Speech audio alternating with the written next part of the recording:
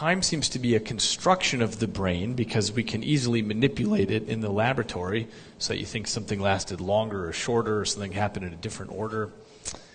And there are many physicists like Einstein who were very clear on this point that time doesn't actually exist, but we're trapped inside of it.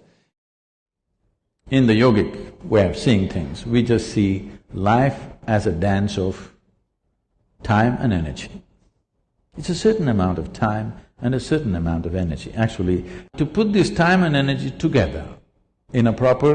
weave it together well, if your time gets over when your still energy is vibrant, we say this is an untimely death.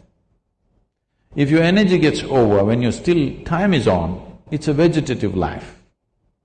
To the art of putting this time and energy together so that both of them play together, dance together well, is a successful life. So when we say time, there are many things we can do with energy, but our time is ticking off at the same pace. We may think many things, we came to this talk, we went to the cinema, we went to the university, we went here and there, but as far as physical body is concerned, it's going straight to the grave. Because it is keeping time. Your brain can be easily fooled. But body is properly keeping time, never you can fool this body, all the time keeping time. Because time is a consequence, time is not a factor by itself.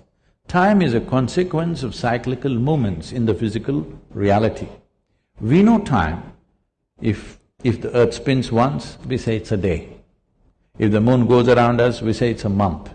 If the earth goes around the sun, we say it's a year. Our idea of time has come essentially because of the cyclical movements of everything that's physical around us. This is the nature of physicality. Physicality is essentially cyclical, whether it's atomic or cosmic, everything is cyclical. The moment you're identified with physical nature, time is a big factor. If you dissociate yourself with your physical nature, if you sit here and if you have a little space between you and your physical body, because what you call as my body is an accumulated process. It is something that you accumulated, it's just a piece of the planet.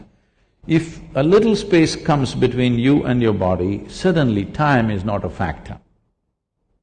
To such an extent, we have any number of people, this may be very difficult for a Western audience to digest, but I have seen yogis who have not moved from the place they were sitting for over 6 months, 7 months, just in the same place.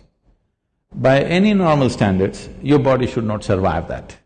But once they sit down, they won't move, just like that, not moving at all. Because once you distance yourself from your physiological process, time is not a factor. Right now you're sitting here, it's not your watch which is keeping the time, it's your body. If I make you sit here for 3 hours, your body says it's enough. But suppose you did not have a body, we are going to sit here for 3,000 years, what's the problem? So essentially, because of your rooting in your physical platform, which you call as the body, which you built over a period of time from the accumulations that you gathered from this planet, that is the basis of experience of time. If you distance yourself from that, there is no consequence of time on you.